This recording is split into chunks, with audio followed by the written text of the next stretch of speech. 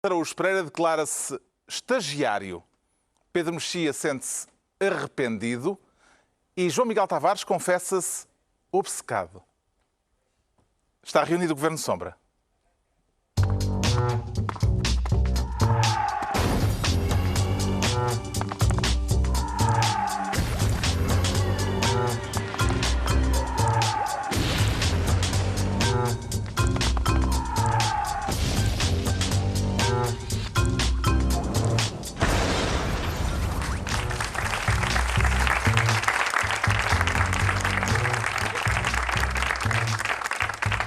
Ora viva, sejam bem-vindos. Depois de uma semana marcada por um terremoto trágico em Itália e pelo início do julgamento que, ao que tudo indica, conduzirá à destituição de Dilma Rousseff da presidência brasileira, mas há outros temas quentes neste calor de final de agosto, em que o Ricardo Araújo Pereira quer ser ministro dos espancamentos estrangeiros, com ou sem imunidade, Ricardo?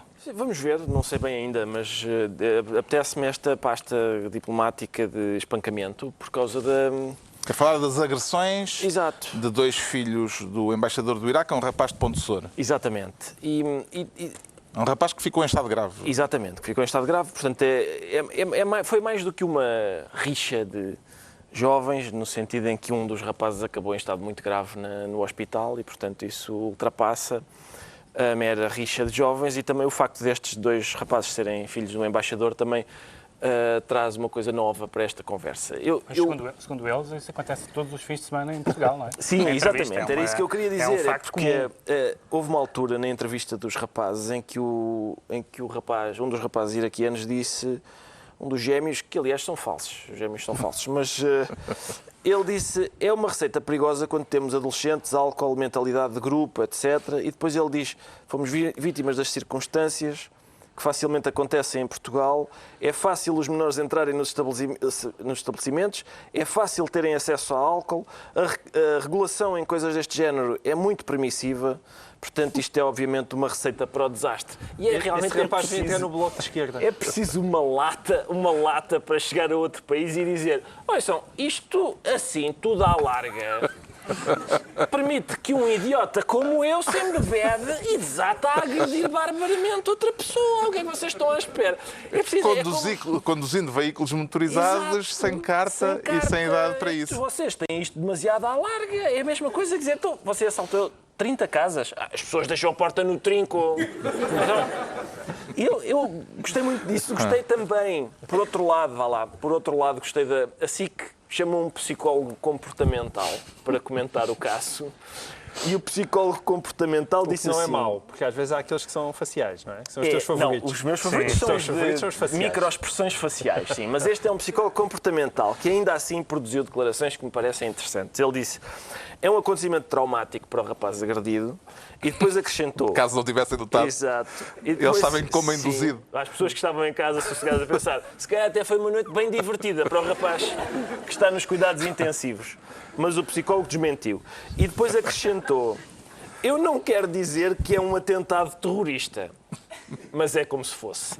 E eu tenho dúvidas de que se os agressores não fossem do Iraque, a expressão atentado terrorista lhe ocorresse. Não sei se lhe ocorreria. Com as várias versões dos acontecimentos que vieram ao público, nomeadamente com essa entrevista aos gêmeos falsos, exato, qual lhe parece ser a reconstituição mais plausível dos acontecimentos naquela noite em Ponte Soura? Carlos, eu não arrisco. Quer dizer, há dois ou três factos que são consensuais, quer dizer, que até os próprios admitem, e aí podemos todos concordar. Lá se ele, por exemplo, que ele baixou as calças, isso não interessa muito, achou, mas que ele baixou as calças está provado, não é? Agora, ele diz que tirou a perna das calças. Exato. As testemunhas dizem que ele quis mostrar o rabo. Mas como é que se tira uma perna das calças? Não sei bem, mas calças... seja jogador de basquetebol americano. Há calças que têm um fecho e que ficam calções. Não sei se são essas. É verdade. É possível que haja uma... Gostei deste apontamento. Habitual rubrica Polícia da Moda. Exatamente. Este homem, se for preciso, fala. É possível que haja uma técnica no Iraque em que tu consegues despir uma perna e ficas com a outra vestida. Pode ser que haja, mas enfim, não interessa se foi para mostrar o rabo, se foi para mostrar uma tatuagem aos amigos. O que interessa é, portanto, há coisas que estão provadas, que é, os rapazes estavam bêbados, por causa desta balbúrdia que são as nossas leis, estavam bêbados. Agrediram outro rapaz brutalmente. Isso está tudo provado. E, portanto, 2 contra 1. Exato, Pelo não, menos 2. Pelo menos, sim. Pelo menos E, 2. portanto, uma vez que essas coisas estão apuradas e são reconhecidas até por eles, é óbvio que há uma responsabilidade criminal. O Ministério Público diz que pode haver, Exato. pode configurar um caso de homicídio na forma tentada, Pois pode. que devia ser penalizado duplamente, tanto por ser um caso de homicídio como por ser um caso falhado, por Bom, incompetência. Eu creio que. Vamos lá ver. Atenção, a própria entrevista é um caso grave de incompetência, porque eles alegam legítima defesa. Eu já estudei Direito há muitos anos, mas a legítima defesa... Não é 2 contra 1. Exige várias coisas. Uma das coisas que exige é que seja uma resposta a uma agressão iminente ou que esteja a decorrer. Ora, eles foram-se embora e voltaram. Sim. Se uma pessoa me tiver a bater, eu vou para casa e voltar no dia seguinte, isso não é legítima defesa. uma espera, não é? Isso não é... Deixa-me só ir buscar o Mercedes. Uma pessoa que está a ser agredida pode repelir a agressão. Isso é legítima defesa. Ir embora e voltar não é legítima defesa. E depois, deixar uma pessoa num estado que precisaram de o porem como induzido, também não corresponde à proporcionalidade de uma agressão. Se uma pessoa dá um murro, a outra leva um murro. Outra coisa é, aparentemente, pelas descrições que apareceram nos jornais, não sei quais é que são verdadeiras, coisas do género pontapés na cabeça com ele no chão. Bom, isso não é uma defesa aceitável, nem num caso de legítima defesa Mas parece hipotética. que um deles magoou o pé a fazer isso, nessa pronto. atividade. As explicações dos filhos do embaixador iraquiano convenceram-no, João Miguel Tavares? A única coisa que me convenceu naquelas explicações foi o nível de inglês daqueles rapazes. Eles são articulados. Fiquei invejoso. São articulados, mas para rapazes que frequentam a vida inteira colégios internacionais, Não, sendo eu filhos achei de que estava diplomatas, bem. estava à espera de melhor. Não, Estava à espera de melhor. achei que estava bem. Apesar de tudo, acho que aquele nível de inglês muito invejável. As minhas filhas têm 12 anos e parecem o Churchill a falar ao pé deles. Não, isso é verdade, mas tu estás a dizer que eles não tenham sotaque, mas o inglês era bastante articulado. Eu fiquei muito impressionado. Tirando isso, foi a única coisa com a qual... Não, fiquei impressionado com outra coisa, foi com a frieza daqueles rapazes. E com a blusão.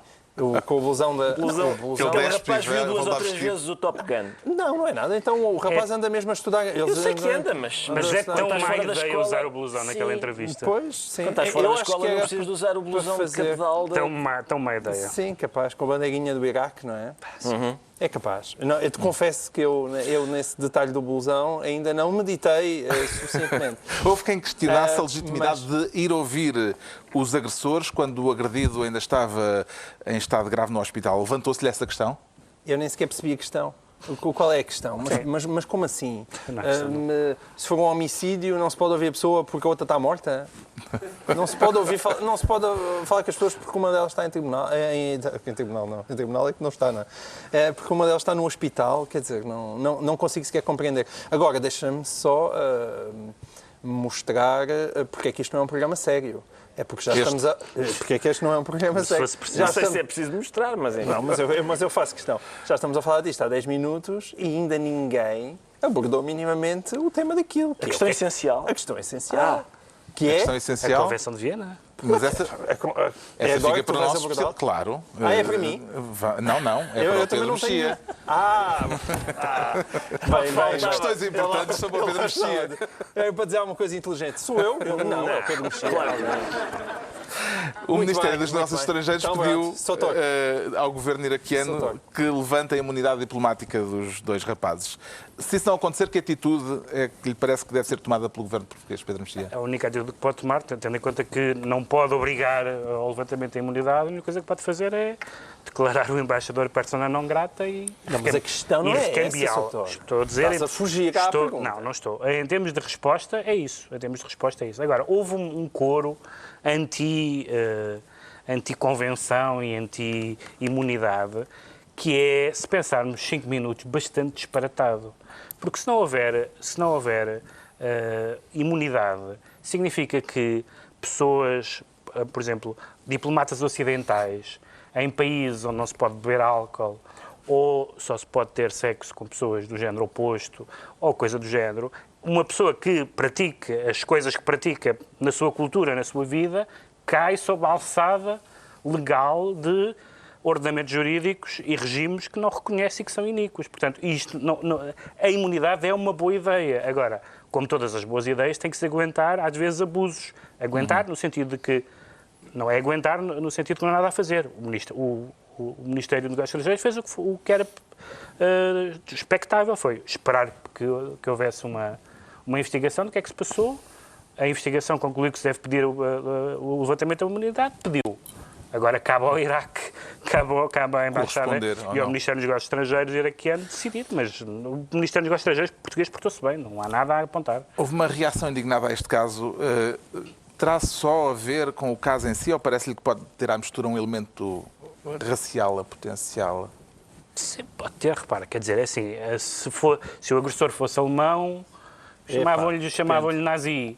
Se o agressor fosse africano, chamavam-lhe... Quer dizer, as pessoas associam a nacionalidades ou a etnias, associam injúrias, não é? E, portanto, são filhos de iraquianos, são terroristas, suponhamos, como, aliás, esse especialista, não sei de quê, disse.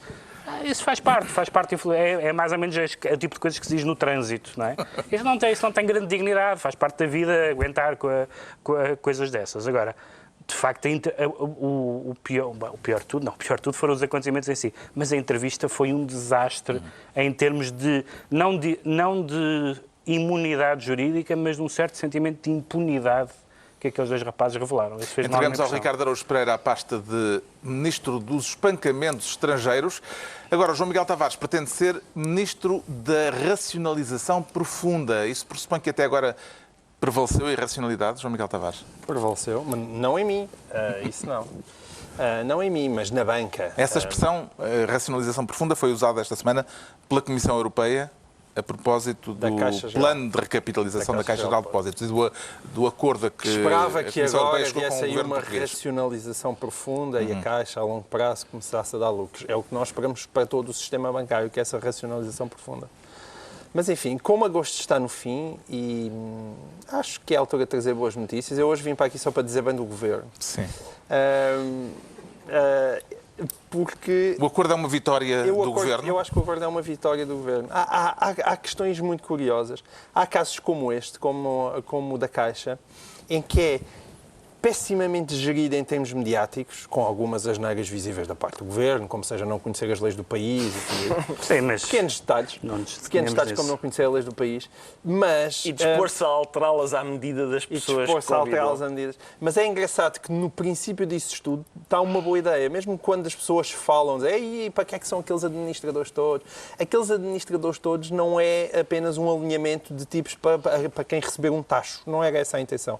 É encontrar um número de pessoas suficientes para que não aconteça um banif, para que não aconteça um BES, ou seja, para pessoas muito divergentes entre si, que não precisem daquilo, não é? Que não consigam estar debaixo da alçada de um novo Ricardo Salgado, e é exatamente isso, que se policiem uns aos outros. Isso era a intenção, mas o efeito foi ser desautorizado quanto a isso, ainda por cima ao abrigo da lei portuguesa, e não apenas dos regulamentos europeus, e, em segundo lugar, achincalhar essas 8 pessoas, cujos nomes estiveram na praça pública, e afinal, nada. Mas eu estou aqui a fazer um esforço para dizer bem do Governo. Não, está bem, mas enganaste na pasta. Não enganei nada na pasta, porque no caso, o Governo... o que eu estou a detectar aqui é uma boa intenção por parte de António Costa. Deixa-me valorizar, isso é muito raro. Está bem, mas eu não... boas intenções. Não, mas houve uma vitória do Governo, mas não foi essa. Não, foi o acordo com a Comissão Europeia e a possibilidade de recapitalizar a Caixa Geral de Depósitos. A recapitalização que pode ir até aos 4.600 milhões de euros. O facto da Comissão Europeia permitir... E ficar de fora do déficit, exatamente. O facto da Comissão Europeia permitir uma ajuda do Estado que não conta como ajuda do Estado,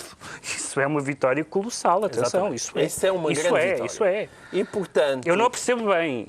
Lia, não percebo bem, mas ainda bem que nos chafámos. Não conta para o déficit, mas conta para a dívida. O dinheiro não foge e, portanto, a pilha vai realmente acumulando. Agora, mais uma vez, estamos entre a espada e a parede. E quando estamos entre a espada e a parede, eu tendo a simpatizar com qualquer governo que tente encontrar uma solução. E esta solução... Nem que seja a espada? Mesmo que seja a espada. Não, mesmo que espera. Aquilo não dá para não fazer nada, não é? Não dá para fazer nada. Não dá para não fazer nada. E, portanto, o que eu espero a partir daqui, que eu acho que foi uma vitória política do Governo, é que a Caixa comece a correr melhor. Também pior é difícil. Ainda esta semana, por acaso essa reportagem já era antiga, mas ainda esta semana passou a reportagem do Pedro Coelho sobre o Banif e ver realmente, nós quando andamos a ver e a falar de agora vão para aqui mais 2 milhões ou 3 milhões ou 4 mil milhões, 3 mil milhões, 4 mil milhões, são números abstratos, mas quando se vê no concreto aquilo realmente que acontece às pessoas, quem é que foram os trafulhas dos empresários que andaram a deitar aqueles bancos abaixo, da maneira como era atribuído aqueles créditos, uma pessoa fica realmente muito impressionada e aquilo não pode voltar a acontecer. Esta recapitalização tem uma consequência direta, vai obrigar... Estou-me a rir disto de não pode voltar a acontecer porque a gente diz sempre no fim de um banco, estamos a pagar um banco, isto agora é que não. Eu lembro disto no fim do já Banif, não há muitos. no fim do BPN. Pois é isso. Pelo menos sejam nossos. Estás a dizer, Já não pode há. acontecer outra vez com este. Pronto, Com este já este, teve a já. sua... Mas qual é que Os outros são sobra? todos estrangeiros. Qual é que já. sobra Já não há mais verdadeiramente? nenhum. É o Já não- BPI. já não há mais é o nenhum. único. A recapitalização vai obrigar o Governo a fazer aquilo que disse que não faria. Um orçamento retificativo e pergunto, Pedro Mexia, que custos políticos é que poderão resultar daqui? Vê... A razão pela que eu acho que o João Miguel escolheu mal a generosidade para com o Governo é porque realmente houve essa vitória Nunca de uma estás ajuda do Estado, que não conta como ajuda do Estado, mas há 3 derrotas. Há uma derrota relativamente pequena, até porque não é inédito ter que fazer um orçamento retificativo, mas a recapitalização exige um orçamento retificativo que o Governo disse que não faria. Pronto, essa é uma derrota pequenina. Depois, há a derrota também que já falámos, que foi essa figura triste do Conselho de Administração, e há uma derrota potencial gigante, e que é o facto de, com a aprovação da Europa, veio uma exigência de reestruturação. Não se está bem a perceber como é que pode haver reestruturação sem haver despedimentos ou sem haver o encerramento de balcões. Isso é muito fácil. E o Bloco e o PC já disseram que nem pensar nenhuma dessas coisas. Mas não vai haver despedimentos. O que vai haver é acordos com pessoas que se vão embora com uma pipa Pois, de tá massa bem. às costas Tá bem. e, portanto, não vão protestar. Está bem, está bem. Se disserem assim, olha, agora já andas, já tens aqui Mas isso- 30 anos de caixa, já tens 50 e tal, 60 anos, olha, queres aqui, tenho aqui 250 mil euros para tu te ires embora. E tu dizes, então venha para cá. Isso é da parte assim. das próprias pessoas. Agora falta saber se os partidos, ia dizer da oposição, mas enfim, os Mas as partidos... pessoas ficam contentes. Não, Se o mas povo isso- está contente, se o trabalhador está contente, o PCP está contente. Não é assim. Não é assim? Não. Mas em relação Não. à Caixa, queres uma aposta que vai ser assim? Vamos ver. Não, apostas não faço, mas Ah, vamos, aposta lá. vamos ver se Vamos ver. infringir esse Neste princípio. caso da Caixa, a Comissão Europeia chumbou vários nomes convidados pela administração, porque havia as tais incompatibilidades, o Pedro já falou disso, à luz da lei portuguesa. O Governo anunciou de imediato que ia rever a lei para que essas personalidades pudessem integrar a Caixa Geral de Depósitos, a administração da Caixa Geral de Depósitos, e, entretanto, o Presidente da República fez saber que não estaria pelos ajustes e a coisa não vai por diante. E os outros partidos todos. Poderá ver-se nisto um sinal de que a lua de mel entre Costa e Marcelo está a chegar ao fim, Ricardo Araújo Por Pereira? acaso não sei, acho que foi tudo feito de uma forma até bastante discreta, quer dizer, Bem, discreta, com declarações em ONU do Presidente da foram em ONU, República. mas digamos que suave, pelo menos para aquilo Suave. que era, não é? A União Europeia o que disse não foi só incompatibilidades, portanto, havia problemas de haver senhores que iam administrar a Caixa enquanto já administravam várias outras coisas que não podiam. Havia também aquela questão de a lista não respeitar as cotas, são sempre meninos. Nunca há meninas.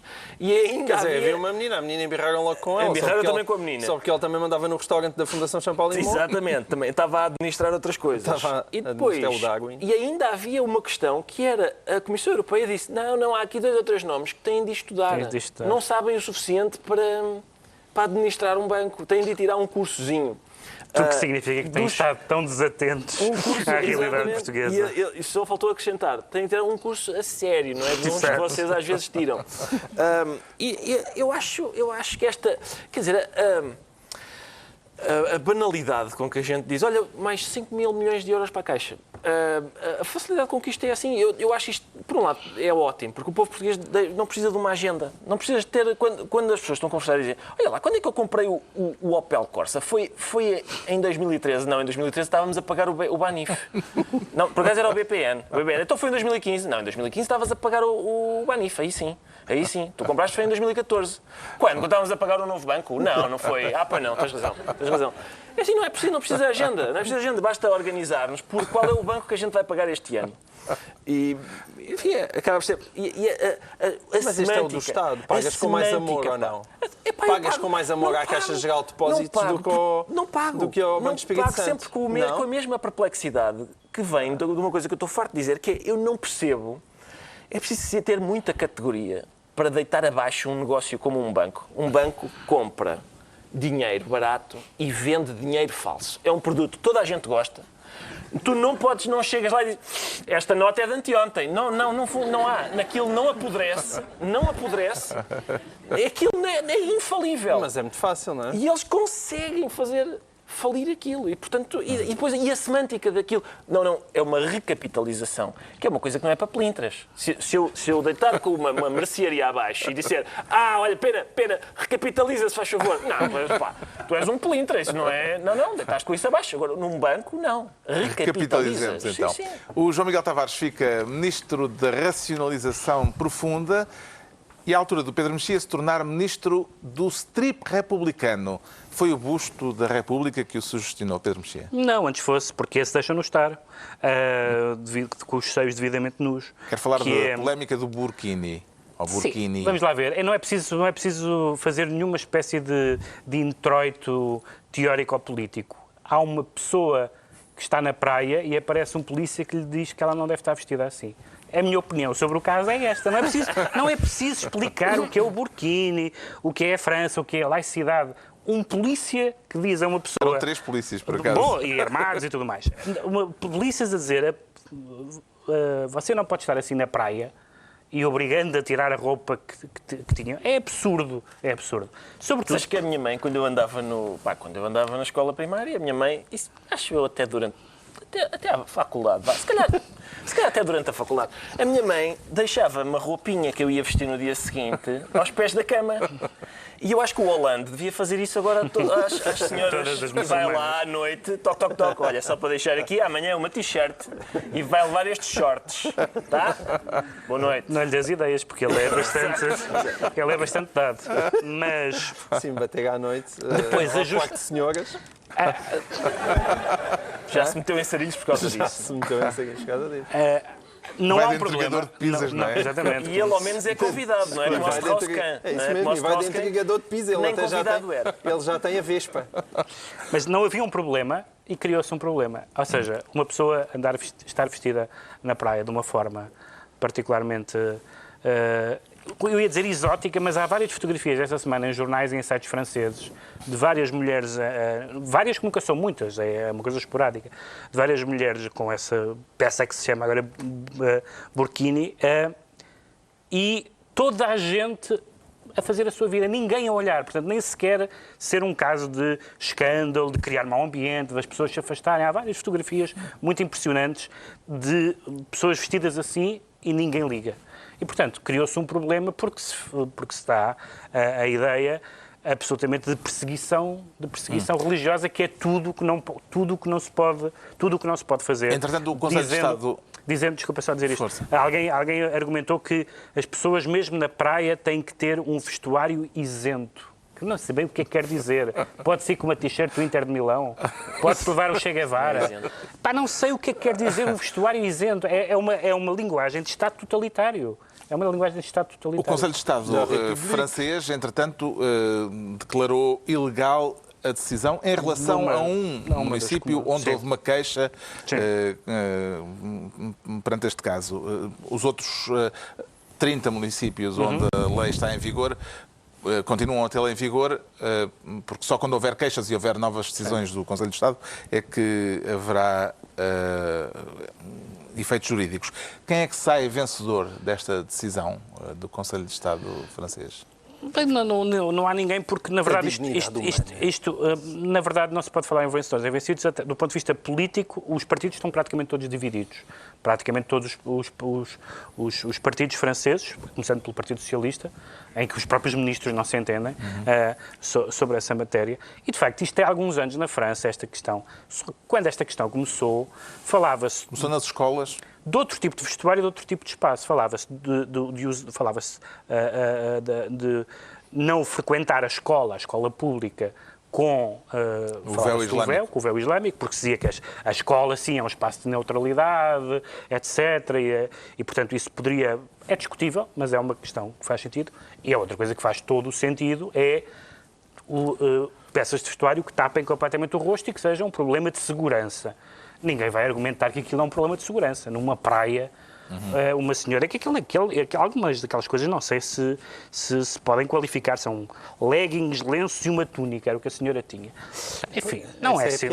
Essa é a piada. Não é maior assim daquilo é que ela nem sequer tinha um burkini. Pois é isso, é que não...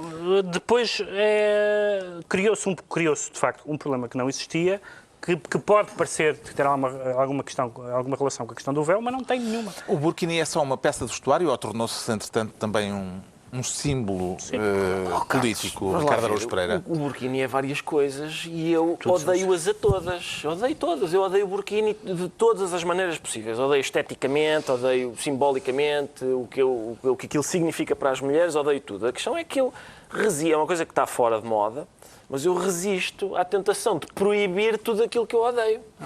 Seria facílimo, não é? A gente assim... vivia-se... E cansativo. E cansativo, era um bocado...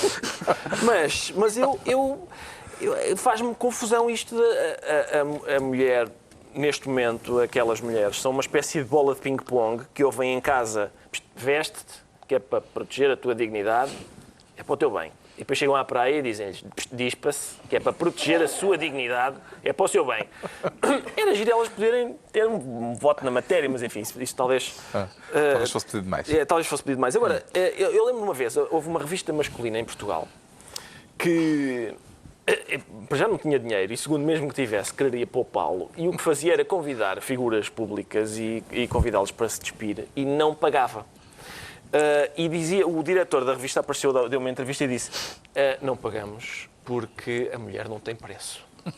E estas declarações eram tão espetacularmente cínicas que são basicamente, é o que acontece aqui, Porque a senhora dispa-se, que é para proteger a sua dignidade. E eu devo confessar que tenho alguma simpatia pela ideia de que eu chegar ao pé de uma senhora e dizer: ouça, dispa-se toda. Porque... Em nome da lei. Em nome da lei. Mais do que em nome da lei, em nome da sua dignidade, minha senhora. Dispa-se por completo, se faz favor. Já experimentaste? Não, eu suponho que comigo não resulta. Tem que estar com a farda da gendarmerie.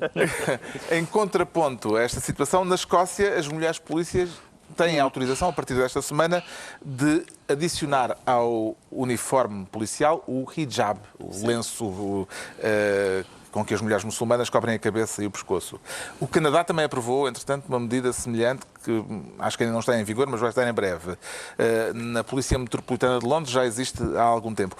Vê nisto um sinal de cedência ou um sinal de integração, João Miguel Tavares? Bem, para já a integração de nós todos, porque passámos a saber distinguir as peças de roupa muçulmanas. Não é? E hoje em dia sabemos a diferença entre um niqab, um hijab e uma burqa. Eu sei mais sobre o vestuário muçulmano do que, às vezes, eu não sei distinguir uma pashmina de um... Cara, as coisas que as nossas uma mulheres camisa usam. de uma camisola. Não é? Exato. Agora... Qualquer dia a gente não sabe distinguir Sobre camisas de camisolas, mas sabemos distinguir um hijab de um niqab, o que significa que realmente o Estado Islâmico está a ganhar. Mas lá está. Como eu já sei a diferença entre um hijab e um niqab, é evidente que um hijab eu consigo compreender que faz parte, aí sim, quer dizer, faz parte da religião das pessoas, mas não de uma forma invasiva ou pelo menos claramente perigosa. A questão é isto na polícia, como parte do uniforme policial. Não me chateia nada. Aí sim, quer dizer, porque isso... Para mim isso é um respeito cultural, não é aquela paixão excessiva multicultural que acho que, em boa parte, deu cabo da Europa. Mas isso é um mero respeito cultural. Nós temos é que saber já vimos, a diferença. Em alguns destes países anglo-saxónicos, polícias com turbantes e coisa do género, não é uma coisa... Não, exatamente, e com turbante, não é? Sim, em Inglaterra, em Londres. Sim, em Londres. Ou seja, nós temos que conhecer essas diferenças culturais. É verdade que eu penso que quando se fala na comunidade islâmica, a comunidade islâmica moderada tem que ser conquistada para o lado da democracia ocidental, digamos assim. E acho que sim. E esse esforço ainda E tem que esta ser medida feito, não ajuda porque, nada. Porque os moderados, os islâmicos moderados, de facto, estão numa posição que eu consigo perceber que às vezes é excessivamente neutral. É excessivamente neutral.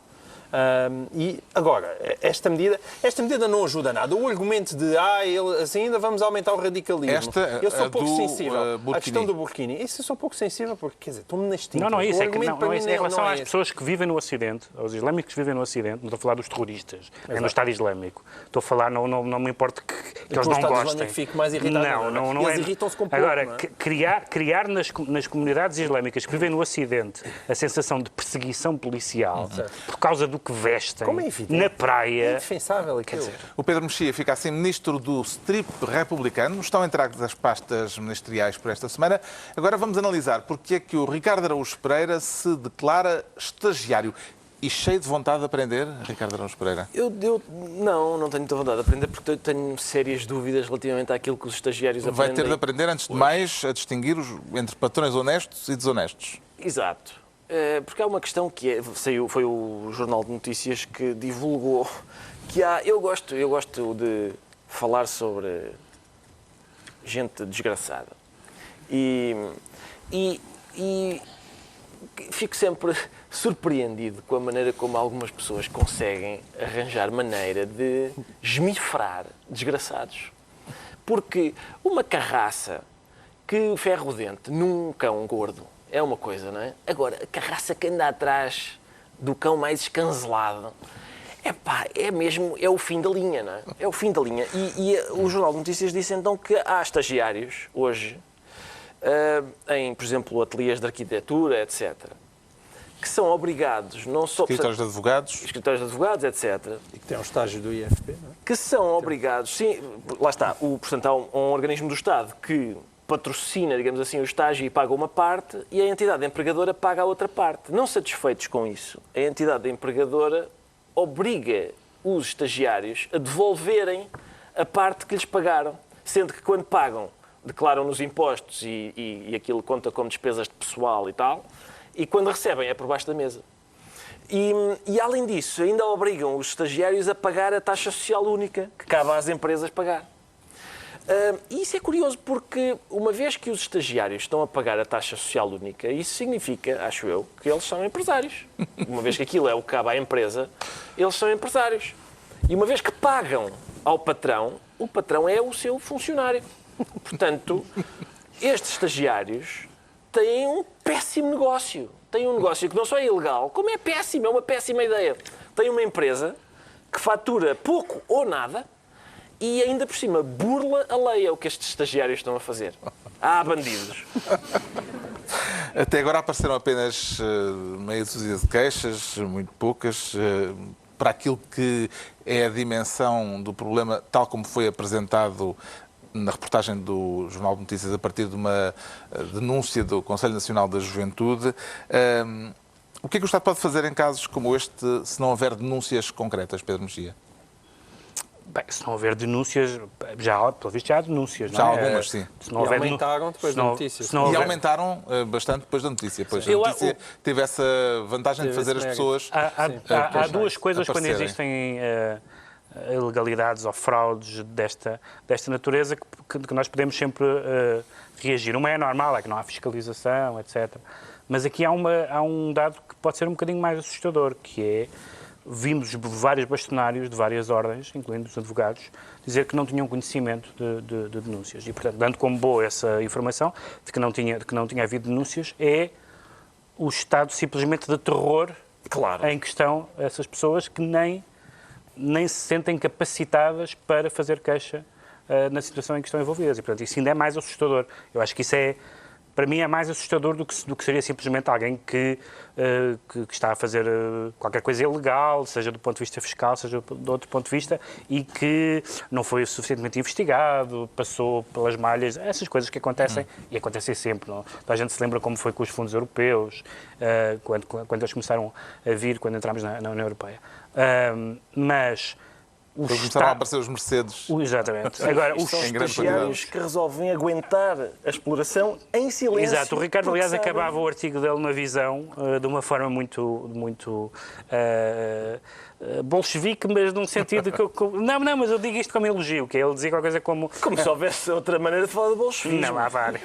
Há várias. Que é, ele dizia qualquer coisa como não percebo como é que esta gente não nos mata a todos, não é? Era qualquer coisa desse. E, de facto, há uma... Esta gente, referindo-se aos estagiários Não, burlados. os estagiários no sentido em que, No sentido em a que partir o- da maioridade, primeiro levam com uma praxe académica, muitas vezes violenta e humilhante, para entrar na universidade. Quando saem da universidade para entrar no mercado de trabalho, levam com uma praxe financeira em que o patrão diz: dá cá o que eu acabei de dar por baixo da mesa e paga a taxa social única, se faz favor.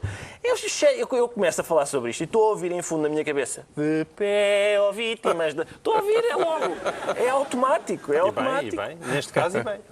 Como é que o liberal João Miguel Tavares avalia as chamadas políticas ativas de emprego? Ou seja, Essa pergunta em si mesmo é capciosa. o financiamento.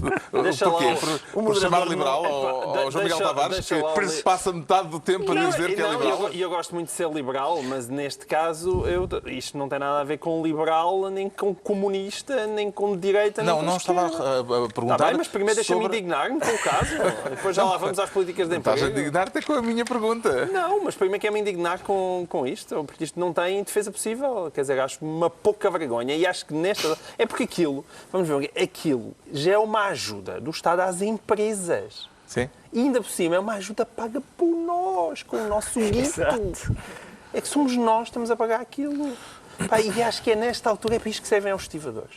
Pá, chamem os estivadores para essas empresas. Pá. Aqueles senhores que utilizam fontes góticas nas t-shirts e que têm aquele gancho como símbolo. Isto é uma versão do- Levem o gancho. Pá. Isto é uma versão moderna e proletária do Salazar em cada esquina. É um estivador em cada esquina.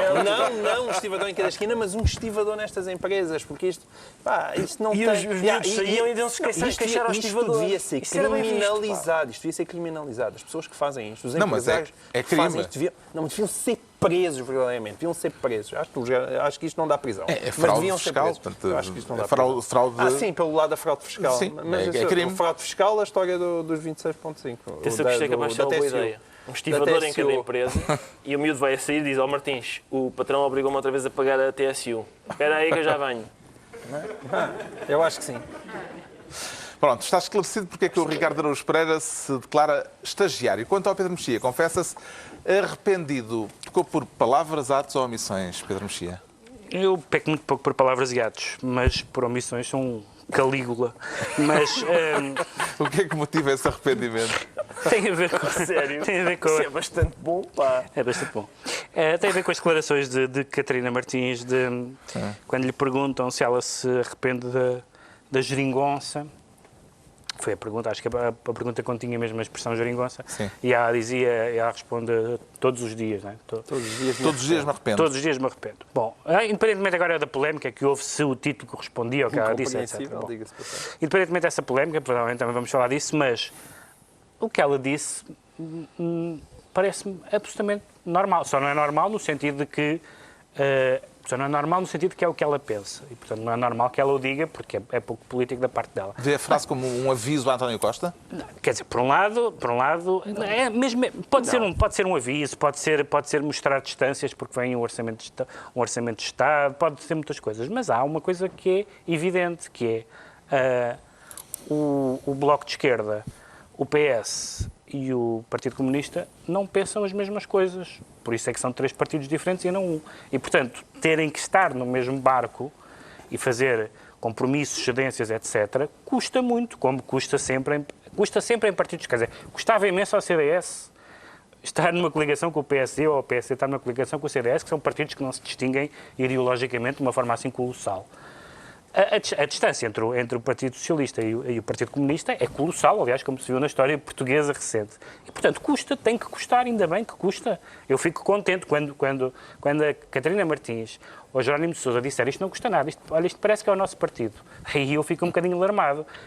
Eu, do ponto de vista de alguém que preza, mostra a capacidade de compromisso, que preza francamente bonito. mais o PS do que os seus aliados à esquerda, fico contente que os aliados à esquerda digam que custa estar numa coligação com o PS, porque significa que o PS, apesar de tudo, não traiu completamente os seus valores, dos quais, em grande medida, se deve orgulhar. Portanto, eu fico contente que Catarina Martins o tenha dito e acho que é verdade. A única coisa que é estranha é porque isto é verdade. E essa parte não estava à espera. Ela que um depois político disse, confessasse uma coisa que é no verdade. comentário à sua própria frase, que isso a distingue de frases da política portuguesa recente, ou não tão recente assim, mas quando se ouviam frases como ou não se ouviram, bem, isso é uma questão que fica sempre por resolver. Raramente me engano, não tenho Sim. dúvidas, etc. Portanto, ela disse que era o contraponto a essa ideia da infalibilidade e mostra a capacidade Mas de compromisso, que é uma coisa bonita. Sim, mas não é? eu não vejo isso exatamente como... Ela não está arrependida de decisões que tenha tomado, no sentido, não acha que fez mal.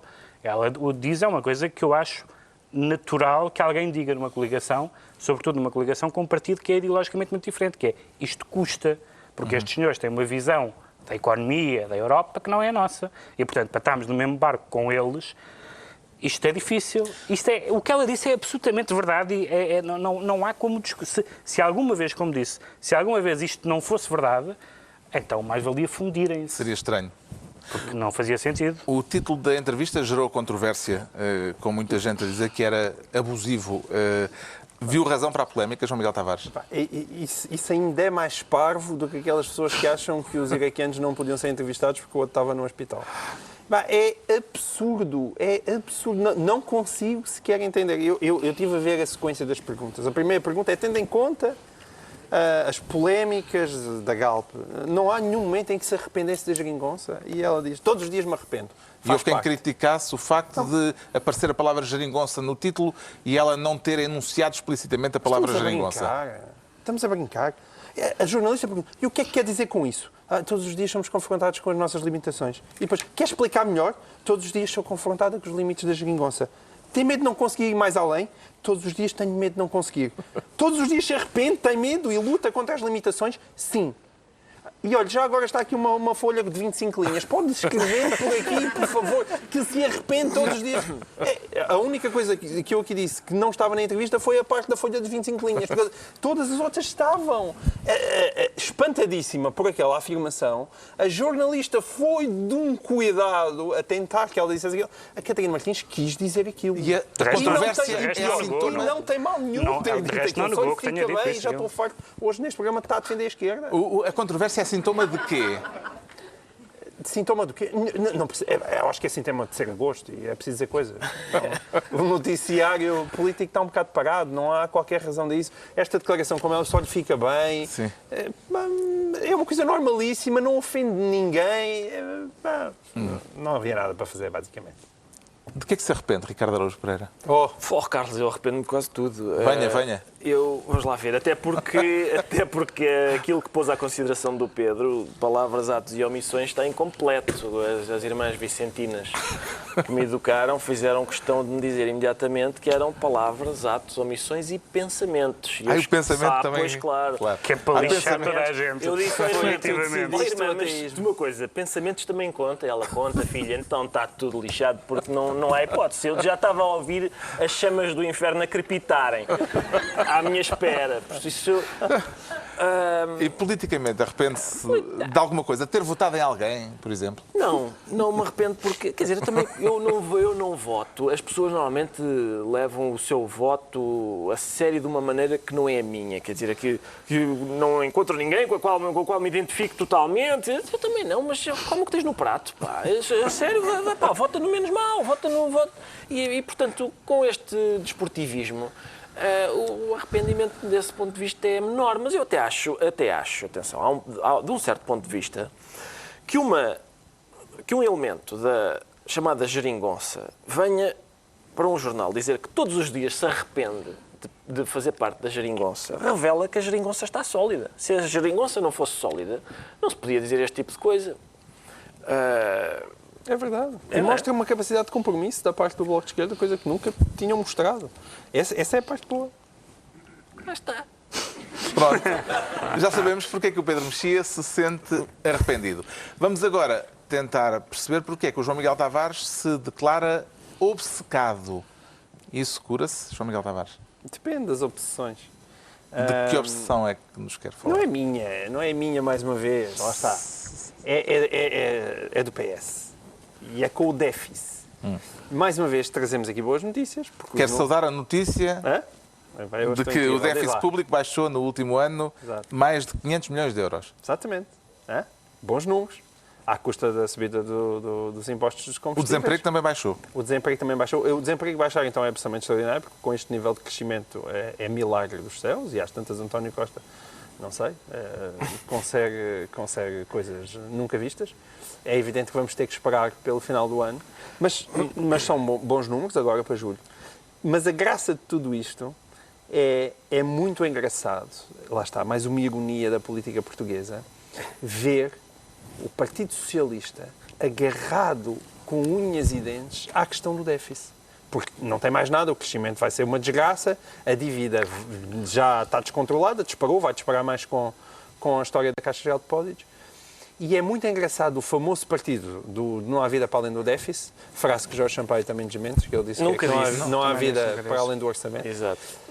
Mas seja como for. Não há vida, é há vida. Há vida. Peço desculpa, sim. Há vida para além do déficit. Isso era no período ainda de Manuela Ferreira Leite, no PSD. Foi em 2003, quando Manuel Ferreira era Ministro das Finanças de Durão Barroso.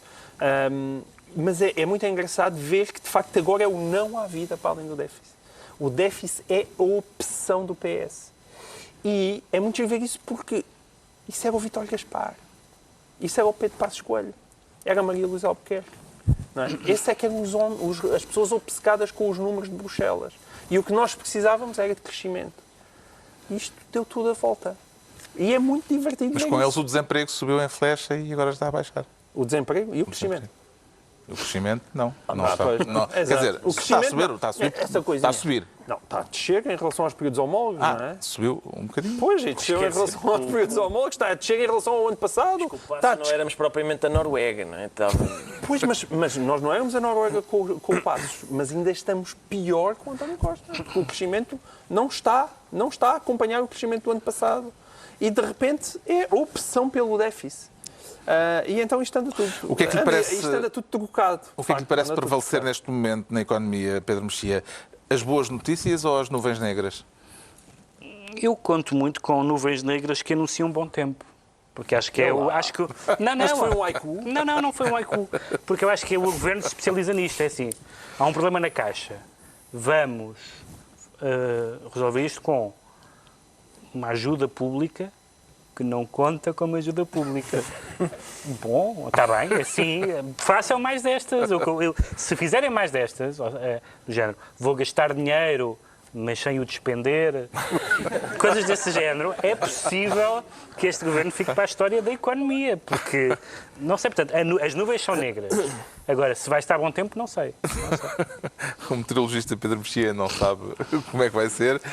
E como é que encara esta crítica à obsessão do déficit, Ricardo Araújo Pereira? Eu, por mim, encaro bem. Eu encaro bem as críticas. Estou satisfeito.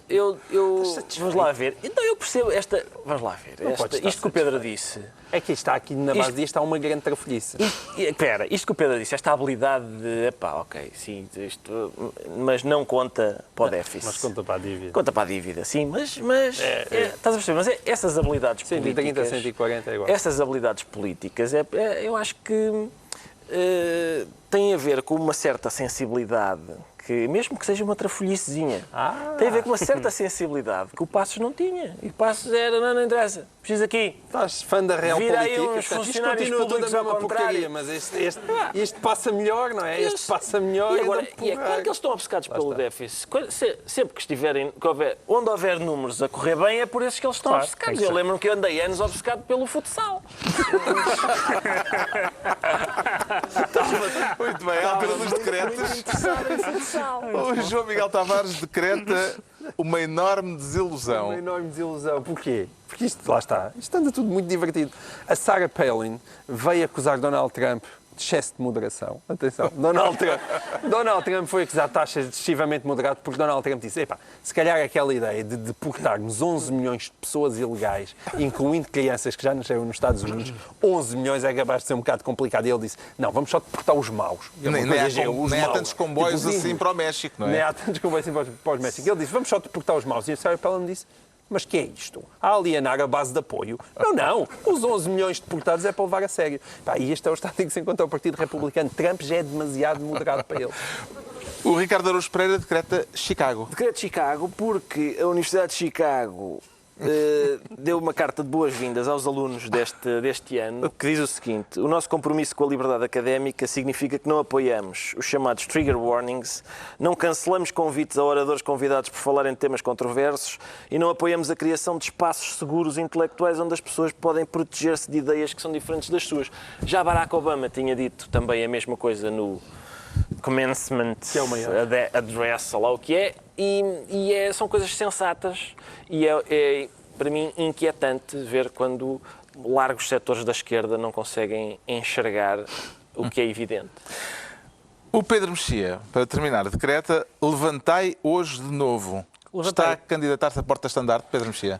Bom, não vou entrar nesse detalhe, mas ficámos todos muito traumatizados, ficámos em 78º lugar, não foi? No ranking olímpico. E esta semana saiu um ranking daqueles estudos melhores sobre a masculinidade, vamos dizer assim, mundial, em que ficámos em 23º. O homem português ficou em 23º lugar. Honroso. Em quantidade ou qualidade? Com 13,6, vou só dizer assim, bastante longe dos campeões olímpicos, que é o Bacamarte congolês, com 17,9, mas muito acima da ervilha coreana, 9,3. E, portanto, nós, pelo menos nisto, estamos, não sei se no pelotão da frente, mas no pelotão do meio, pelo menos, estamos mais ou menos. 23º, não sei quantos são. 23º é brioso, é muito brioso. É um honroso 23º lugar e mais ainda para quem tiver antepassados congoleses. Está concluída mais uma reunião semanal, 2 a 8 dias, aqui a esta mesma hora, novo Governo de Sombra, Pedro Mexia, João Miguel Tavares e Ricardo Araújo Pereira.